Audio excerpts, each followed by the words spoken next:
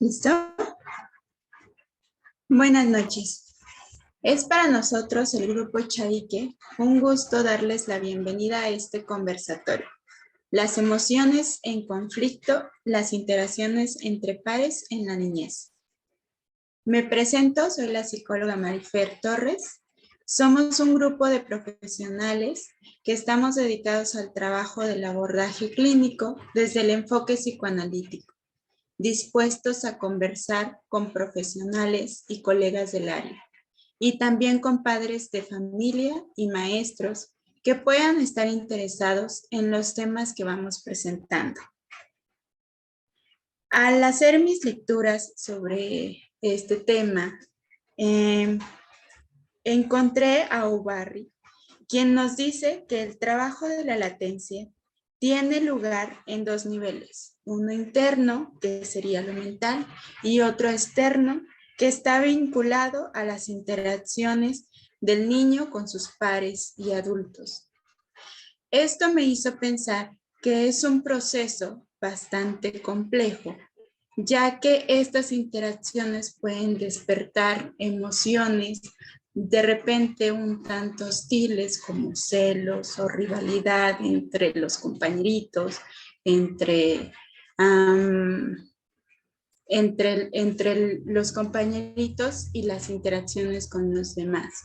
Entonces hablamos de que los niños están en este proceso de irse relacionando con los demás. Entonces a veces puede ser un poco conflictivo, pero al mismo tiempo estas interacciones pueden dar paso a la creatividad y a las relaciones como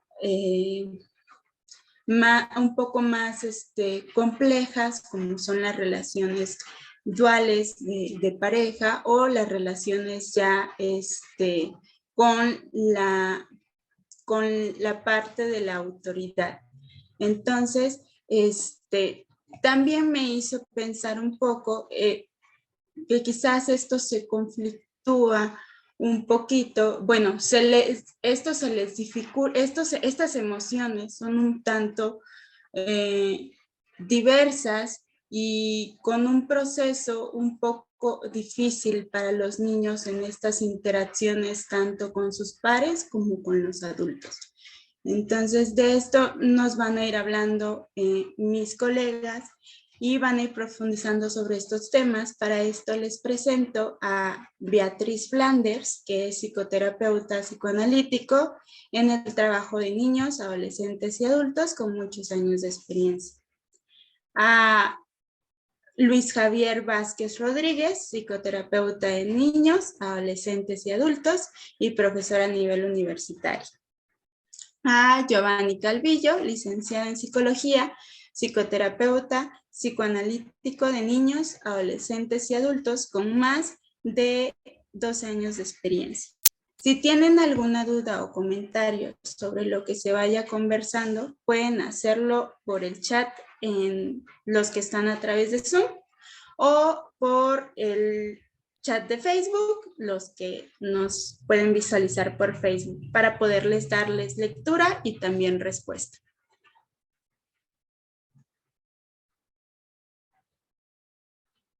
Bueno, ¿qué tal? Muy buenas noches. Para mí es un gusto estar aquí compartiendo este espacio y este momento de mucha reflexión. Justo creo que un tema muy interesante y muy pertinente en estos tiempos de inicio de clases. Justamente estamos en esta semana en donde los niños han regresado y creo que se manifiestan muchas cosas, ¿no? Que muy bien Fer las ha estado mencionando.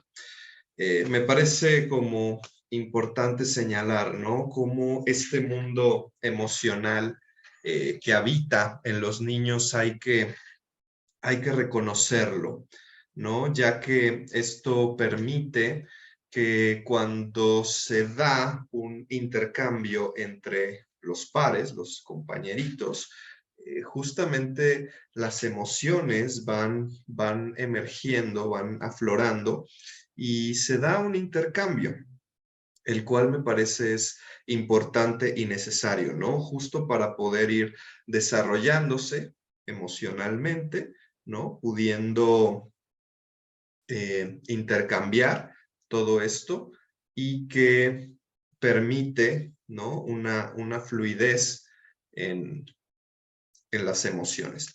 Entonces, bueno, me gustaría como un poco generar y reflexionar sobre esa línea, ¿no? El mundo emocional desde los niños, desde la latencia, pensarlo en esta educación primaria y qué elementos o qué cosas podemos reflexionar justo dentro de la interacción. Bueno, más o menos así inicio y escucho a mis compañeros. Bueno, pues como lo hemos estado trabajando en anteriores conversatorios, nos hemos dado a la tarea de hablar en temas relacionados con el que denominamos periodo de latencia y que abarca la etapa escolar, es decir, la primaria. Hemos hablado acerca de las emociones que caracterizan este tiempo de desarrollo emocional, esta etapa, este periodo, que cumple una función muy importante en continuar la estructuración del psiquismo. En esta ocasión que hemos elegido este tema, que es muy interesante, como ya Fer y Javier nos están haciendo la introducción, cómo este mundo emocional de los niños va a transcurrir en este tiempo, en este periodo. Y hemos elegido qué pasa con las interacciones entre los niños y qué conflictivas se van a derivar de ellas. El conversatorio pasado hablábamos acerca de la agresión y algo que es muy importante es que hablábamos de cómo hasta antes de la edad de la primaria, que es antes de los 6 años, los niños todavía son presa de impulsividad, ¿no? De esta energía psíquica que los lleva a lo mejor a hacer berrinches, rabietas, a apoderarse de sus cosas con la dificultad de compartir. Y entonces, esto en la primaria surge un cambio, los lleva a realizar cambios en esta fluidez de la impulsividad. Yo les decía, yo les comentaba que como en la línea del juego que los llevaba al trabajo, los niños aprenden algo muy importante y que es a postergar la obtención del placer inmediato. ¿Qué nos lleva a pensar en esto? Bueno, entonces en esta etapa los niños van a encontrar nuevas maneras de obtener el placer y el bienestar. Y para eso van a estar interactuando con otros niños, ¿no? Les va a permitir compararse, entrar en rivalidades, en competencia, pero también en aprender a trabajar colaborativamente. Pero para que se pueda lograr esto, pues hay mucha movilización emocional. Y así como hay un autor que se llama Peter Bloss, que nos dice que esta etapa es el cimiento para lo que viene de la adolescencia, la etapa anterior a esta de la latencia que nosotros denominamos, también tiene una importancia vital de qué sucedió, cómo se estructuró, para que aquí, en este tiempo, el niño pueda echar mano de los recursos con los que se pudo construir en esta etapa anterior, ¿sí? Entonces, ya iremos desglosando esto. Te doy la palabra, Giovanni. Gracias, Betty. Buenas noches a todas las personas que nos acompañan el día de hoy. Muchas gracias por estar con nosotros. Un poco a modo de recordatorio de lo que hemos hablado en los meses anteriores, en los conversatorios pasados. Recordar un poco que cuando hablamos del periodo de latencia desde el psicoanálisis, pues efectivamente nos referimos a un periodo que es una parte del desarrollo, que generalmente la pensamos como comprendida entre los 6 y los 12 años. Como nos decía Betty, justo el tiempo que pertenece a la primaria. Y este proceso, este tiempo de latencia, se produce porque se ha producido de alguna manera un declive en el conflicto edípico, lo que permite que vengan cambios significativos en el plano emocional y social en los niños y las niñas. Quiero compartir con ustedes lo que sería la propuesta de dos autores, que es Donald Winnicott y François Dolto. Por ejemplo, Donald Winnicott piensa que las características de la etapa de la latencia tienen que ver con una mayor concentración en el aprendizaje y actividades escolares. Por lo tanto, hay un movimiento que viene en los niños que es fuera de la familia, es salir del núcleo familiar para explorar el mundo exterior. Y entonces la escuela en este sentido juega un papel vital en el desarrollo de la latencia, porque la escuela va a favorecer el desarrollo de habilidades en los niños, habilidades que tienen que ver con lo académico, con lo social y con la cultura. Entonces, Winnicott de alguna manera nos va a enfatizar que es bien importante que las experiencias sociales y las interacciones con otros niños sucedan en este proceso de latencia, porque en combinación, lo que es la interacción social va a darle a los niños las habilidades para aprender a negociar, para establecer límites, comprender dinámicas sociales, y todo esto conlleva a lo que sería la noción de la identidad, que me parece que es un tema que es muy importante y delicado en este proceso y que está en juego justo en este desarrollo emocional que Javier nos plantea como importante platicar el día de hoy, porque también ese desarrollo emocional es un desarrollo identitario. Ahora, François Dolto no difiere significativamente de Winnicott, sino que únicamente Dolto va a enfatizar el plano social de la interacción de los niños. Ella piensa que en este periodo de latencia, por ejemplo, los niños siguen desarrollando el sentido de identidad y además continúan construyendo la relación con el mundo exterior. Por lo tanto, la exploración del mundo social debe darse a través del establecimiento de amistades y actividades fuera del ámbito familiar. Y este elemento de las amistades, tanto Winnicott como Dolto lo van a enfatizar, porque finalmente ese desarrollo de amistades, ese desarrollo social, tiene que ver con algo que Winnicott va a llamar creatividad. Y la creatividad siempre va a estar asociada al fenómeno de jugar. Entonces, creo que junto al desarrollo emocional también tenemos que explorar un poco la importancia del juego en esta etapa. Claro que ahí podemos pensarlo en esto que dices, Giovanni, esto último, las dos vertientes, ¿no? Por un lado la creatividad, por el otro lado la destructividad, ¿no? Que es justo el problema que nos encontramos, ¿no? O que generalmente llama la atención. Que bueno, y que van de la mano al final de cuentas, ¿no? Creo que un poco justo al hablar, ¿no? De este desarrollo emocional y esto que decías, como la escuela justo permite, ¿no? El aprendizaje no solo a un nivel cognitivo, sino también social, ¿no? Y creatividad y todas estas cosas que implica el poder estar con los pares, ¿no? Y poder jugar, que yo pensaría eso, ¿no? Digo, para mí, los niños ahorita deben de estar felices de haber regresado a la escuela, ¿no? Porque justo ahí se da todo este proceso de interacción. Y dentro de este proceso de interacción y de este desarrollo emocional, a mí me gustaría integrar a un autor, digo, aparte de los que ya mencionó Giovanni, que es Winnicott y Dolto, que aportan demasiado y se van ahí entrelazando las ideas. Quisiera pensar un poco en Bion, que es un autor que me parece como muy adecuado en este sentido desde el desarrollo emocional, porque su propuesta es el pensar, ¿no? El pensamiento, y que el pensamiento tiene una relación con este desarrollo emocional, diría, pensar pensamientos, ¿no? Que es lo que te permite el poder desarrollar tus emociones y que éstas se vayan integrando. Típicamente, ¿no? Cómo clasificamos las emociones: buenas, malas, positivas, negativas.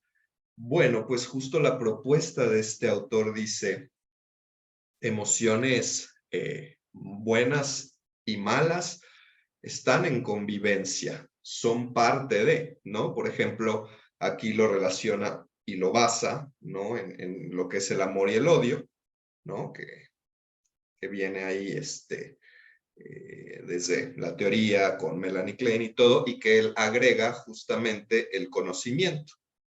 ¿Qué quiere decir con este conocimiento? Y creo que ahí es muy, muy importante relacionarlo con los niños, con las infancias, que también eso creo que es algo interesante, el ir pudiendo pensar y definir qué es la infancia, qué es la niñez. Y bueno, dentro de todas estas experiencias y de toda esta dinámica que sucede, ¿no? Se van dando estas emociones, buenas o malas. Aquí la propuesta de Bion es, lo importante es reconocer las emociones, reconocer lo que estás sintiendo, en vez justamente de negarlo, ¿no? O sea, o de decir, esto a mí no me pasa, esto a mí no me sucede, ¿no? Que muchas veces esa es la verdadera dificultad, ¿no? Que dentro de su propuesta teórica es la verdad, ¿no? Por muy dolorosa que sea, es la que te permite el desarrollo emocional, el explorar, el autoconocimiento, ¿no? ¿Quién eres? La mentira, que sería como el negar y el decir, no, a mí esto no me pasa, sería justo como este impedimento, ¿no? O sea, no te permite justo desarrollarte, no te permite descubrir quién eres, y entonces justamente ahí me parece que hay que, pues, tener mucho cuidado, ¿no? Y poder permitir el saber que las emociones, si bien nos pueden gustar o no, se pueden sentir bien o se pueden sentir mal, creo que es muy importante reconocerlas para permitirse un desarrollo y un crecimiento. Pero bueno, ahí ahorita continúo. Y Fíjate justo, que ahora que decía Javier eso, que esta semana fue de que regresaron a clases, me dice una paciente que hicieron una nueva, como una nueva dinámica en su escuela para formar los grupos, todo. Entonces les daban una pluma y en esa pluma decía el grupo en el que iban a estar. Entonces le dio mucha emoción porque entonces con la pluma andaban buscándose las amigas y les dio mucha emoción que el grupo de amigas les había tocado juntos. Entonces, eso era una parte muy, muy importante para ellos, ¿no? El reencuentro con sus amigas, saber que están ahí, que regresaron, ¿sí? A ver, te interrumpí, Fer, y luego les digo la idea que voy a hablar en relación a... es que justo yo también me estaba acordando de cómo un niño también me comenta a mí que estaba muy emocionado por el regreso a clases, pero no por las clases en realidad, sino más bien por el encuentro otra vez con los amigos, porque decía, es que ya voy a jugar y los voy a ver. Y entonces yo me estaba acordando de justo lo que dicen, que cómo es que el juego favorece a todo esto, ¿no? A la integración de la imagen corporal, al ir explorando y conociendo las emociones, porque a través del juego es como se van a ir dando todas este tipo de movimientos, ¿no? En los niños y a través de la relación con sus pares, que son sus amigos, ¿no? Cómo les emociona más volver a encontrarse con sus amigos que en realidad las clases, ¿no? Eso era como en relación a lo que ahorita mencionaba Javier, me acordé. Desde luego, y por eso el tema de la pandemia fue un tema bastante significativo, porque si algo se obturó y se cortó fue toda esta parte de la socialización, ¿no? De no estar con los compañeros y todo lo que implica la convivencia, como lo vienen diciendo Giovanni y Javier. Yo estuve revisando algo que me interesó mucho de los postulados de Erik Erikson, que considera que esta etapa de la latencia de la primaria la denominó en su postulado de las 8 edades del hombre como la etapa de la industriosidad versus la inferioridad, ¿no? Dice él que el objetivo en este tiempo es hacer cosas junto y con los demás, ¿no? Que esa es como una parte industriosa de los niños, ¿no? porque él dice que la entrada a la vida considera que se da justo con esta entrada a la vida escolar, ¿no? Y dice, esa entrada puede ser una pradera, una selva o un aula. Y me gustó mucho cómo lo describe, porque finalmente son los retos de los niños, ¿no? Pero también algo que da en la interacción con los pares también es irse adaptando a reglas, leyes y normas que son distintas de lo que sucede en el ámbito familiar.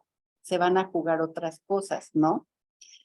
Ellos ahora van encontrando que esta parte que ustedes hablaban de la creatividad, la productividad, esto es tan importante para los niños porque va a constituir un objetivo que justo hace a un lado toda esta parte caprichosa, hedonista, narcisista, a la que va haciendo a un lado, ¿no? ¿Y qué dice Erikson? A ver, el peligro en este tiempo es que el niño pueda experimentar un sentimiento de inadecuación, porque los niños empiezan a comparar con otros y a ver quién a lo mejor es más hábil para las matemáticas o para el español o en el deporte. Entonces dice Erikson, el peligro en el que se encontrarían los niños en este tiempo justo es experimentar un sentimiento de inadecuación y de inferioridad. Y que entonces, ¿esto qué le va a provocar? Pues él dice, pues lo puede llevar a renunciar, a identificarse con sus pares, pero también a conflictuarse con esta parte suya de sus herramientas, de sus propias herramientas, ¿no? Con las que él cuenta. Y esto lo conflictúa porque entonces lo que puede provocar es llevarlo como una etapa regresiva, que lo regresa como a una cosa más replegada hacia la familia y renunciar a estas interacciones con sus pares. Entonces, nosotros lo vemos en el consultorio o los maestros, los mismos papás, que el no sentirse identificado y perteneciente con el grupito de amigos le causa un conflicto emocional, ¿no? Me parece que abonan como cosas bien importantes a este conversatorio con las participaciones que van haciendo, porque justo me deja pensando Javi cuando habla de esta noción de lo que plantea Bion con la cuestión de pensar pensamientos, pensar las emociones, y con lo que Betty rescatas justo de Erikson, y un poco lo que entre tú y Fer fueron justamente mencionando de las experiencias del regreso a clases. Creo que aquí hay una cuestión bien importante que implica que los adultos de alguna manera tenemos que comprender como la emoción que permea justo en el regreso a clase y la interacción con el grupo, porque finalmente siempre es una expectativa que causa cierto nerviosismo, cierta angustia, y que mucho de lo que suceda el primer día de clases o la primera semana, en términos justo como lo decías Betty, de sentirse aceptado, sentirse como perteneciente a ese ambiente, que es justo como lo opuesto a la inadecuación, favorece justamente que el niño desarrolle como un sentido de pertenencia y la colaboración con otros niños, porque permite la exploración de ese escenario que es el salón de clase, que es el grupo de compañeros, y que permite también el desarrollo de lo que sería su grupo de amigos. Y que en muchas ocasiones, por ejemplo, cuando en las escuelas de repente encontramos algo de lo que nos llega mucho a la consulta que tiene que ver con estos niños que no se adaptan al entorno escolar, porque en muchas ocasiones vienen con estos sentimientos de inferioridad, entonces aquí hay una pregunta que es fundamental en esta noción que ustedes están planteando y que tiene que ver cómo es que el niño entiende esa realidad, es decir, cómo es que el niño configura que es aceptado o rechazado por los compañeros. Porque justo esa idea que cada niño se genera al respecto de la aceptación o el rechazo que tiene por parte del grupo, permite que se activen los elementos de la relación social, sea en el factor positivo que implique la interacción o en el factor negativo que implique la interacción desde lo destructivo, desde las emociones que tienen que ver con el odio, con la ambivalencia, con la cuestión de quererse defender frente a un escenario que puede ser el reflejo de una fantasía que el niño tiene de no ser aceptado. Claro, súper importante esta parte porque ahí se está jugando, ¿no? Todos estos elementos cuando tú decías, ¿no? ¿Qué pasa cuando el niño entra a clases? Pensé en la palabra excitabilidad, ¿no? Porque creo que al final, ¿no? Se vuelca todas estas fantasías, ¿no? Estas cosas que pues es volverse a encontrar, ¿no? Con el otro, ¿no? Con el par, con el igual. Y claro que te generan muchos elementos, ¿no? Que hacen que pueda, ¿no? Caer en esta situación de dificultarse o favorecerse, ¿no? Creo que algo muy importante que podemos pensar con respecto al aprendizaje y que muy bien lo han ya comentado, es que el aprendizaje se da por identificación, ¿no? Algo que me llamó mucho la atención, ¿no? Haciendo como esta búsqueda, ¿no? Y este pensar en el tema.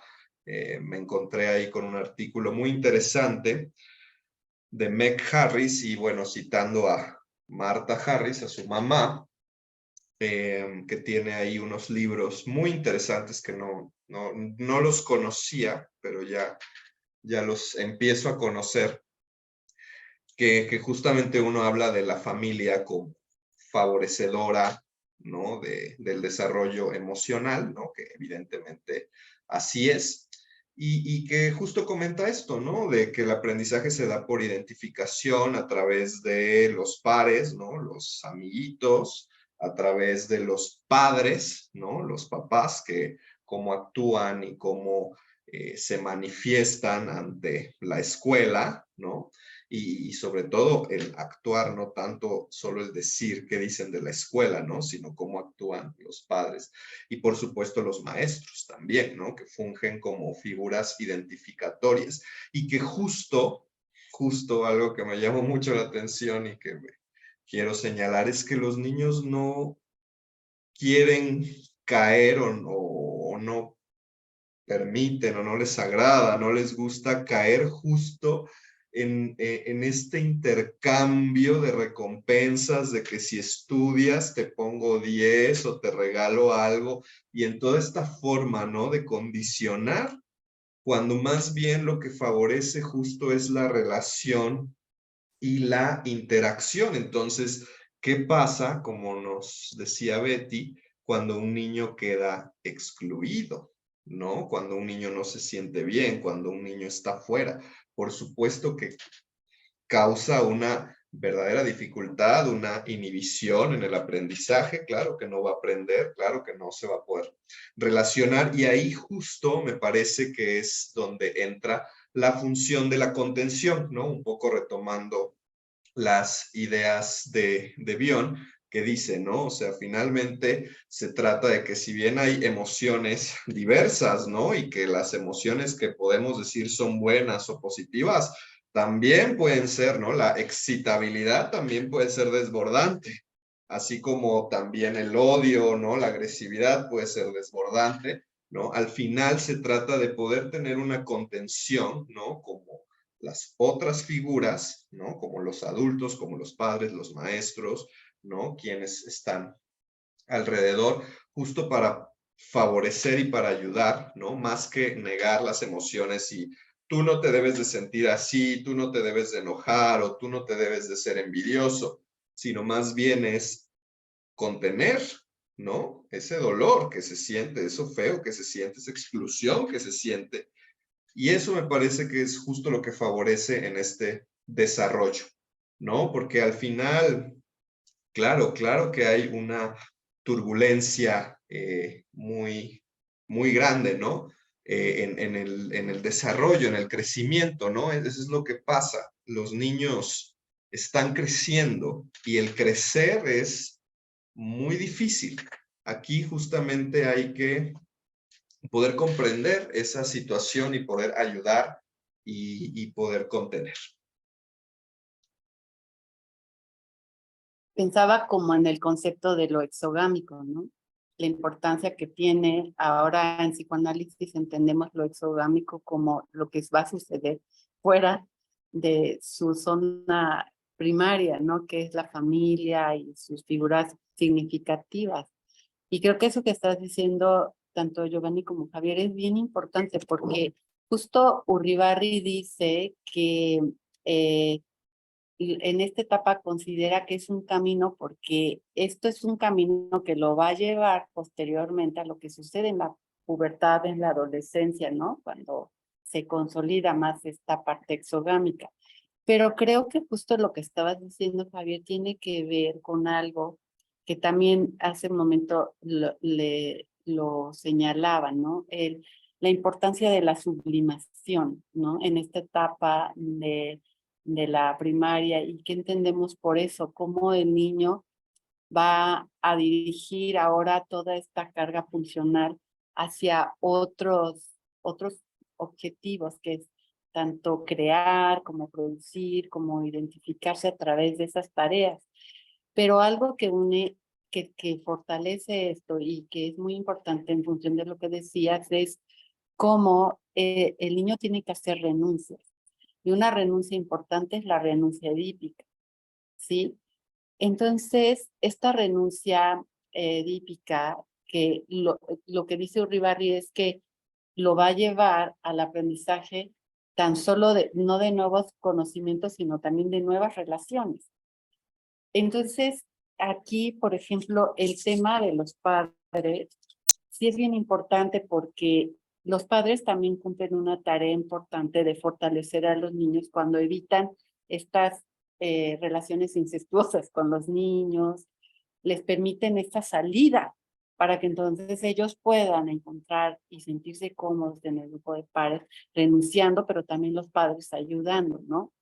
Esta distancia que se establece en este trabajo, lo que dice Uribarri, es un despliegue en el psiquismo intrapsíquico, en el niño, ¿no? Y esto lo que dice es que fortalece la estructura del yo, que lo que hace es que el niño pueda diferenciarse entre él y los otros, ¿no? Que tiene que ver con esto de la tarea de identificación, y eso le permitirá el realizar nuevos vínculos, gestar nuevos vínculos. Yo estaba leyendo, preparando el trabajo de las jornadas, estaba leyendo un artículo de Mauricio Nobel Freud, sí, es verdad, y dice, ¿qué pasa cuando la latencia se detiene y no se da, no? Y entonces él ponía específicamente un tema del colecho, ¿no? En relación a cómo a través del colecho él dice que se sobreexcita a los niños, pensando como en esto que estabas hablando, y de cómo todas estas sobreexcitaciones en los niños de demasiada ternura les dificultan el instalarse en un grupo de pares. De hecho, Uribarri divide la latencia en dos, ¿no?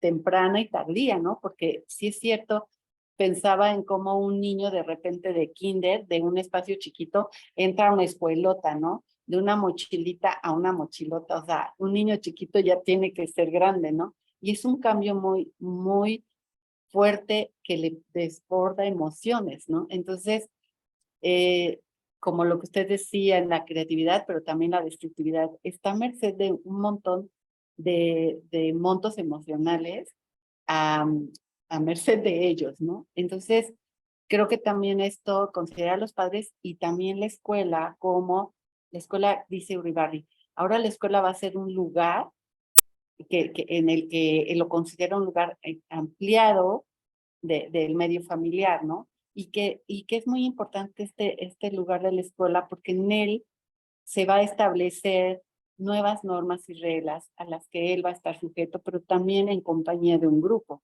de amigos, a través de la imitación o de lo que hemos estado hablando de los procesos de identificación, les ayuda a transitar.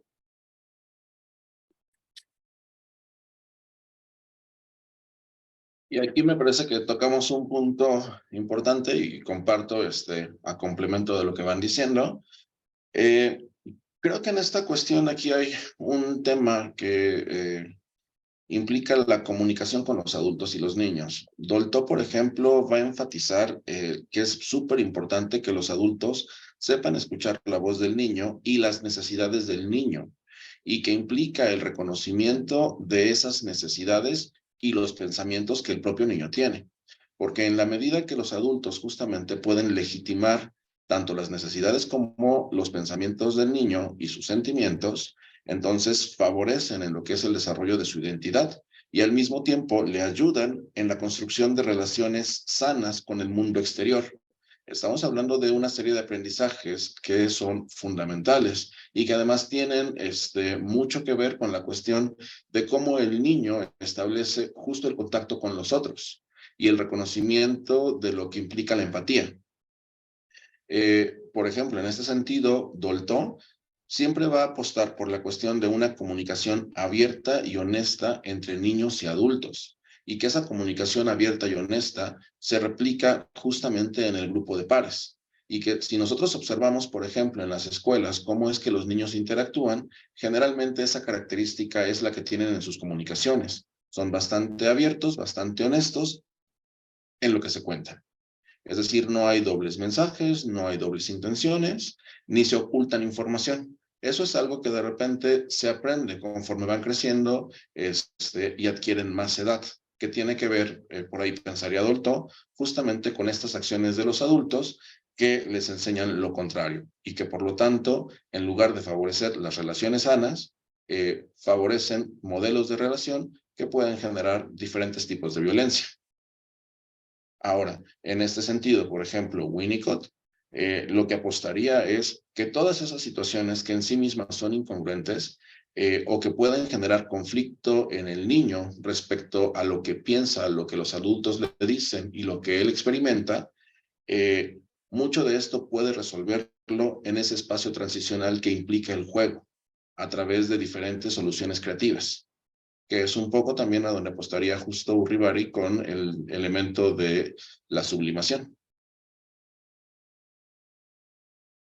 Claro, el juego como un espacio para poder crear, para poder sublimar, para poder colocar, ¿no? Todos esos elementos que surgen justo un poco, me quedo pensando, ¿no? En este tema de la agresividad, ¿no? Cómo es parte constitutiva del ser humano, ¿no?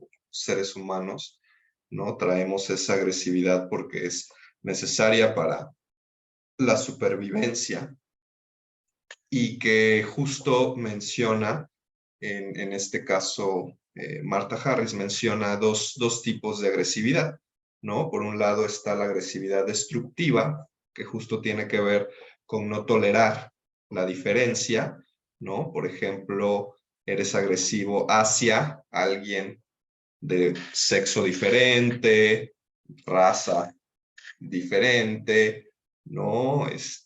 Lugar, posición socioeconómica, ¿no? Y que justo la agresividad es destructiva. Pero por el otro lado, ¿no? Está la agresividad que tiene que ver con la creatividad, porque sí, la creatividad tiene el sentido de romper cosas, ¿no? El juego, ¿no? Tiene que ver con poder crear, ¿no? Partimos desde un punto que se rompe y que se mueve y que se manifiesta para poder sacar cosas nuevas, ¿no? Incluso hasta mencionaba, ¿no? El poder competir, la competencia, ¿no? Pone a los niños a jugar a competir y les va a encantar, ¿no? Y no solo eso, sino la competencia también con uno mismo, ¿no? Entre uno mismo. Y entonces eso es algo que sucede. El aprendizaje también requiere agresividad para, ¿no? Para poder adquirir el conocimiento, ¿no? Por ejemplo, cuando viene una calificación, una retroalimentación, ¿no? A veces se vuelve así como muy difícil y como muy agobiante de sentir, ¿no? Es que tienes que mejorar en tal lugar, ¿no? Y entonces justo lo que se necesita es la propia agresividad para poder asumir, ¿no? Que sí hay que mejorar, hay que estudiar más, hay que, no sé, lo que sea, pero que al final de cuentas se va moviendo hacia un lugar creativo, ¿no? Hacia un lugar de desarrollo. Y creo que justo eso es lo importante, ¿no? Como ir pudiendo identificar pues estas diferencias, ¿no? Estas vertientes que justo dentro de la educación se trata, ¿no? De llevar por un camino cuando justo hay que ver y hay que cuestionarse, ¿no? ¿Qué es lo que está sucediendo para que se pueda dar, pues, un desarrollo adecuado, ¿no? Y al final se logren las metas, los objetivos que están planteados. Y fíjense que ahora a propósito de esto que estás diciendo, Javier, y lo que dice Giovanni también en relación a el tema de la agresividad, ¿no? Que bien lo defines como puede destruir o llevarlo a destruir o a crear. También Uribarri nos dice que en esta interacción en el grupo de pares, lo que se esperaría es que su aparato defensivo acalle la agresión y la sexualidad, y que entonces el acercamiento con el grupo de pares resulte menos agresivo, ¿no? Estos nuevos vínculos le permiten oportunidades de que pueda encontrar un reconocimiento, como seguimos hablando de la identidad, con ellos.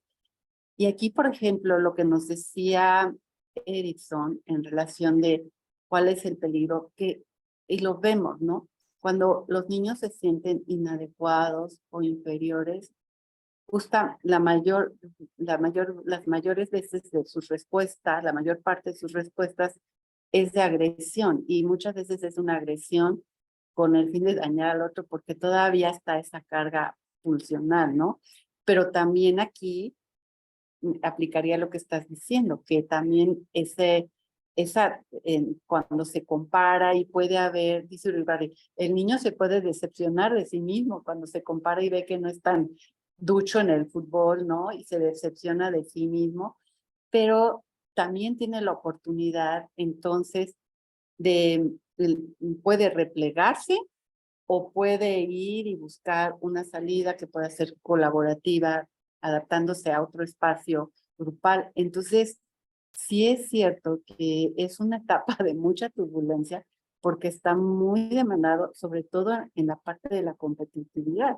Nosotros que trabajamos con niños latentes, les gustan mucho los juegos de reglas, ¿no? Les gusta, por ejemplo, yo tengo muchos niños que les gusta el ajedrez, pero en el ajedrez se juegan otras cosas, ¿no? Todavía quizá el apoderamiento de etapas anteriores sobre el otro, el demostrar que, porque al final se juega también la valoración del adulto, ¿no?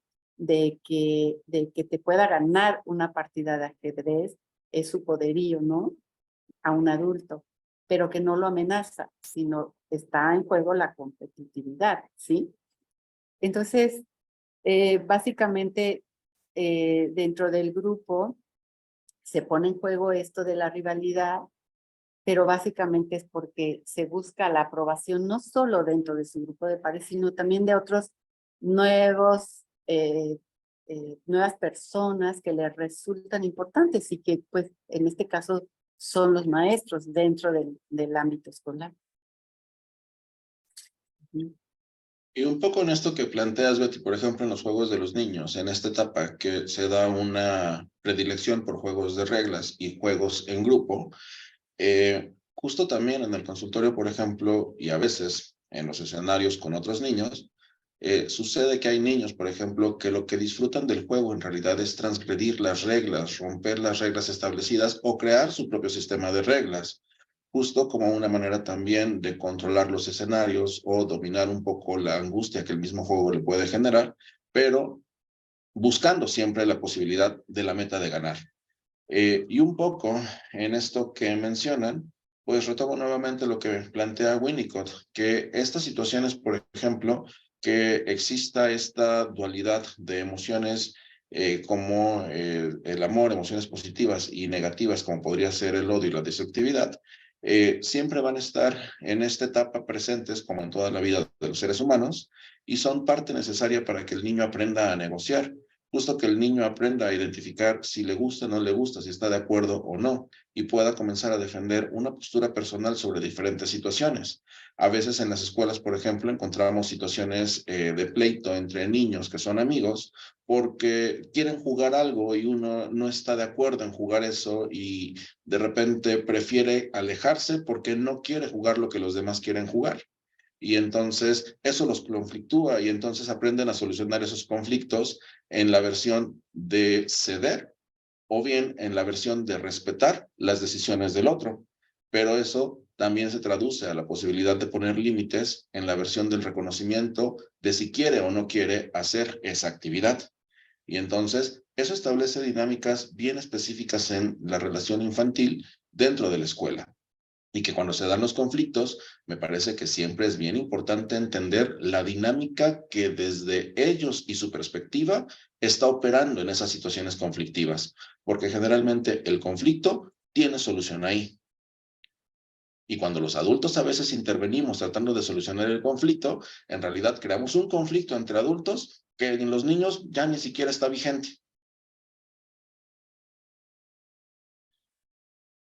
Sí. Pero tenemos algunas preguntas o comentarios. No, no tenemos ninguna pregunta, ningún comentario. No sé si alguien quiera hacer un comentario desde los que nos están viendo en Facebook. Los podemos leer, pero hasta ahorita no hay ninguna. Bueno, yo iba a decir que esto que dices, Giovanni, que es importante, ¿no? Cómo hasta los conflictos se van, ¿no? Escalando cuando ya ni tienen nada que ver con el conflicto inicial, que justo era del niño o de los niños. Un poco me hizo pensar, ¿no? En el dicho que dice, las reglas están para romperse, ¿no? Que justamente me parece que ese dicho tiene mucho sentido porque ahí es donde viene esta parte de la creatividad. Las reglas están para romperse, no para transgredirse, ¿no? Entonces, justo a través de eso puedes ir jugando, ¿no? Que eso es lo que hacen los niños y que sí, claro, que pueden caer en dificultades y desagrados y todo, pero justo es lo que permite la creación de nuevos juegos, ¿no? Por ejemplo, en la consulta es algo que sucede mucho, ¿no? Que, como bien Betty decía, los niños latentes, les encanta los juegos de reglas y a competir y que yo te gano, ¿no? Pero de pronto hay niños muy rígidos, ¿no? Que no se pueden salir y que tienen que seguir y todo lo que está así dicho y entonces al pie de la letra. Y de pronto empieza a haber un movimiento, ¿no? Y empiezan a disfrutar el juego, porque justo para eso es, ¿no? O sea, creo que al final el punto principal del juego, la creatividad y todo esto es que lo puedas disfrutar. Y el salirte, el moverte de eso, crea elementos pues muy importantes en el niño que da una ampliación a su desarrollo emocional, ¿no? Incluso me atrevería a decir hasta la creación de símbolos, ¿no? Poder simbolizar estas reglas, poder moverse dentro del juego, poder disfrutarlo. Y dentro de eso también algo que no quiero dejar de mencionar es lo de la cultura contemporánea y actual, ¿no? Que creo que también estamos inmersos y conforme vamos avanzando, pues las culturas cambian y hay muchas cosas, ¿no? Por ejemplo, una psicoanalista, Clara Nemas, menciona, ¿no? Que ahorita en esta cultura actual tenemos, ¿no? Evitar el sufrimiento a toda costa, tenemos como los paradigmas, ¿no? Que me llamó mucho la atención, me gustó porque justo lo plantea como es lo opuesto a lo que el psicoanálisis trata, ¿no? De comprender, de buscar en este desarrollo emocional, ¿no?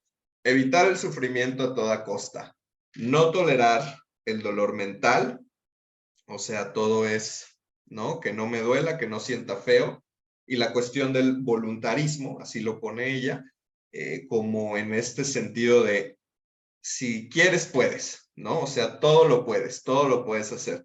Entonces, creo que también es muy importante porque al final los niños están inmersos, ¿no? Justo en esta cultura, ¿no? Que es donde se tienen que desarrollar y que muchas veces los papás, inmersos también en ella, colocan como estos paradigmas, ¿no? Y entonces las exigencias no se vienen tanto en el genuino desarrollo emocional del niño, sino más bien en estas otras cosas que pareciera la cultura lo dicta, cuando justo en esta parte de lo infantil, por eso yo decía hace un ratito, ¿no? Habría que definir o pensar, creo que lo estamos haciendo, qué es lo infantil, qué es la niñez, y que creo que es algo que muy bien se ha mencionado, ¿no? El ser espontáneo, el ser creativo, el ser genuino, el tener esta vivacidad, ¿no? De hacer las cosas y que desafortunadamente pareciera, ¿no? Que dentro de esta transición, pues se busca tratar, ¿no? De quitar todas estas cosas, ¿no? Esperando a que se cumpla, ¿no? Se cumplan con estos mandatos culturales, ¿no? Digamos, los niños están eh, sujetados a los discursos sociales. Lo bueno, la buena noticia, es que también los niños no se quedan con ese determinismo, ¿no? O sea, como que no están determinados. Y esto lo vi en una frase que me gustó muchísimo de Julio Moreno, que dice, el niño se parece más a su época que a sus padres, ¿no? Entonces, qué importante ver y pensar desde la cuestión cultural y que no solo eso, sino que está la invitación a poder cambiar y salirse de eso determinado. Un alumno me preguntaba, como seres humanos, ¿no? Dialogando y todo, me preguntaba, como seres humanos tenemos como lo innato de rebelarnos o hacer, ser así, ¿no? Y yo pensaba y decía, ¿a qué se refería? ¿A qué se refiere? ¿No? Y me dice, no, pues es que si tú revisas las historias, ¿no? El Prometeo y las mitologías, ¿no? Cómo es el robarse el fuego, ¿no? El de Platón, el mito de la caverna, que es salirse, ¿no? O sea, como que se manifiesta y bueno, ya vemos la historia, ¿no? Como tal, de siempre estas cuestiones de rebelión y todo, y justo me hacía pensar en eso, ¿no? Que al final la niñez creo que algo que sucede y que genera es eso, ¿no? Como no quedarse determinado entre estos discursos esperando a que sea lo mismo y todo ya establecido, sino que hay una aspiración a otras cosas, o bueno, eso al menos es como un poco lo que quiero pensar. Tenemos, Les voy a leer tenemos una pregunta. Nomás déjame leer una cosita que de la Ok. que estoy revisando de Mauricio Nobel Freud. Dice, cuando habla del colecho y de toda esta de la hipersexualidad, dice, con frecuencia encontramos expresiones de los padres como, por ejemplo, él pone la frase, es que usted no vivió en el franquismo, o la rigidez de las monjas que nos hacían ir tapados. Y dice, en cualquiera de sus versiones, habla por sí sola de un exhibicionismo que no hace más que mantener no latentes las pulsiones parciales de la sexualidad infantil y por lo tanto también las agresivas. Entonces, el objetivo de este tiempo es que estén latentes, no están apagadas, no están muertas, solo están latentes porque tienen otro trabajo, el psiquismo tiene otro trabajo en este tiempo. Y entonces se cuestiona, hablando de la posmodernidad, que dice que en este tiempo también encontramos a muchos padres con gran dificultad, porque, por ejemplo, cuando hablamos del tema del colecho, ellos dicen, es que pobrecito, se la pasa muy mal, es que no duerme, es que ya estoy muy cansado, ¿no? Y esto pues lleva a otros síntomas que nosotros sabemos, como las fobias y todo esto, ¿no? Dice Mauricio, yo pienso que hay una incapacidad muchas veces en la crianza de los padres para poner límites a sus propias pulsiones parciales y a las de sus hijos, ¿no?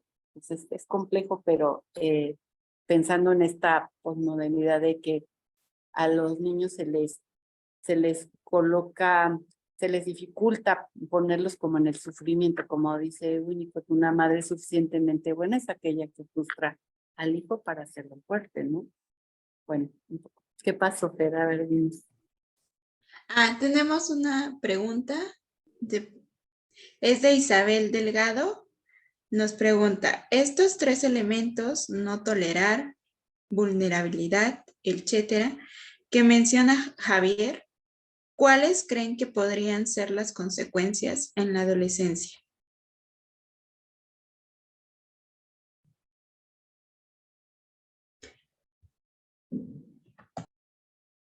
Vas, Giovanni.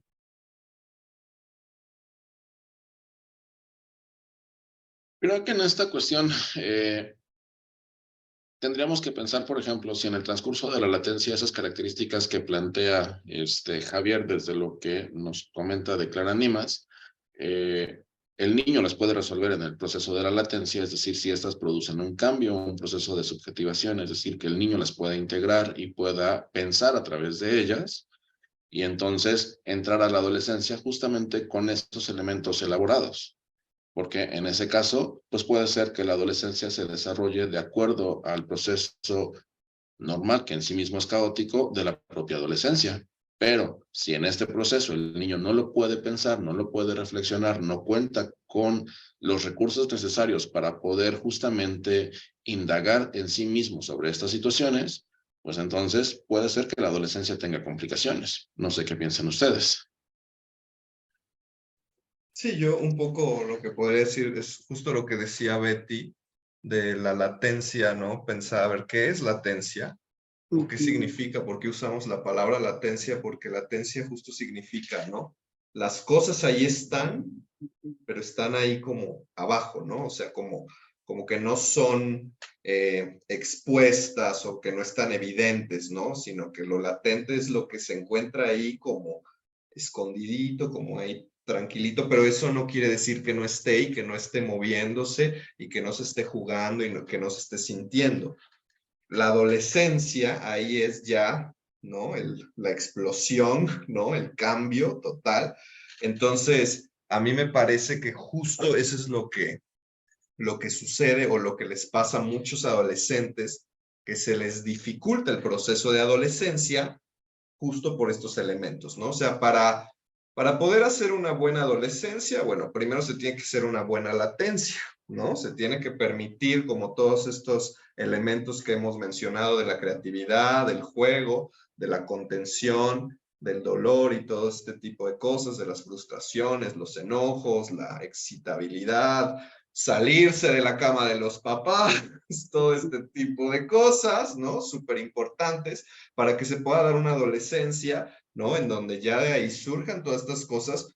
Y claro, el adolescente se va a enfrentar ante, ¿no? Los elementos culturales, pero justamente el tener unas buenas bases o un buen fundamento o permitir un buen proceso adolescente es lo que decía Giovanni, ¿no? Que finalmente lo hará enfrentarse con eso y generar su propia forma, ¿no? O sea, como decir, a ver, claro que el sufrimiento no se debe evitar, ¿no? Porque esa es la gran bronca. Claro que tenemos que sentir el dolor mental, ¿no? Claro que no puedes todo en la vida, no lo puedes ser todo, ¿no? Qué angustiante es tener que poder ser todo, ¿no? Tienes que elegir algo, ¿no? Tienes que elegir a una pareja, no puedes tener a todas las parejas, ¿no? O sea, como ese tipo de cosas que creo que en la adolescencia se van armando, ¿no? Se van ahí buscando, moviéndose para que ya se perfile a un proceso adulto.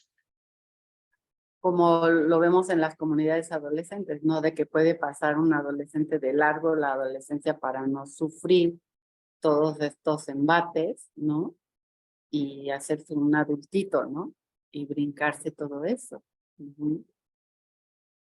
Por no tolerar, justamente. Claro, o un eterno latente, ¿no? El eterno latente que nunca madura, que se queda justo, ¿no? Siempre con infantilizado. Exacto. Y que claro que el dolor de la vida es tremendo, o sea, porque ella no lo puede soportar, ¿no? O sea, cualquier cosa que suceda se vuelve como una cuestión tan agobiante que no la puedes soportar. Y un poco con esto que van diciendo, por ejemplo, creo que tendríamos que pensar cuando estas situaciones, por ejemplo, de no poder pensar el sufrimiento, no poderlo experimentar y estar como negados a en la latencia lo iniciaremos a ver como a través de signos y síntomas que se van a reflejar justo en la inhibición del desarrollo de las habilidades significativas de esta etapa. Es decir, los niños van a presentar dificultades académicas o problemas en el aprendizaje, dificultades en sus interacciones sociales y dificultades también en el desarrollo de sus habilidades culturales. Y entonces son signos, por ejemplo, que nos hablarían de inhibiciones como elementos que podrían llamar la atención en el desarrollo de un niño latente y que pueden ir escondiendo justamente situaciones que tienen que ver con sufrimientos de la propia etapa y que son sufrimientos que están asociados al mundo subjetivo, a su mundo interior, pero también que pueden estar relacionados con vivencias de la vida real, el mundo exterior, la familia, la escuela, la sociedad.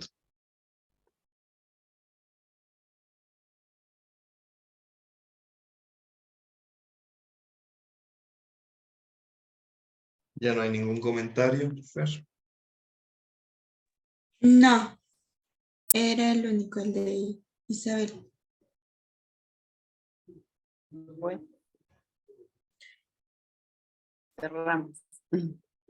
Ok, pues bueno, les agradecemos mucho que hayan escuchado este conversatorio, les agradecemos también los comentarios, esperamos poder verlos en el siguiente conversatorio, les pedimos que estén al pendiente de nuestras redes sociales para que puedan enterarse de próximos eventos que vamos a tener. El que viene es el de... El 29 de septiembre tenemos un taller para colegas, para terapeutas que estén interesados en nuestra corriente psicoanalítica, porque será una segunda parte de un taller que nos imparte la doctora Yolanda del Valle del Centro Eleya, con un concepto muy interesante del psicoanalista André Green, teórico André Green, sobre el concepto de la madre muerta. Continuaremos esta segunda parte del taller, que es el 29 de septiembre de 7 a 9 de la noche. Bueno, antes hay unos comentarios más. Isabel Delegado nos pregunta que cuál es el nombre del artículo o libro que mencionó Betty. Y Catalina Vicente nos dice, en esta etapa de latencia, sí le agregamos la violencia. Y también está muy agradecida. Me imagino que con el conversatorio. No sé si Isabel se refiere a lo que estaba hablando de Joseph Nobel, ¿no, Mauricio? Es Joseph Nobel Freud.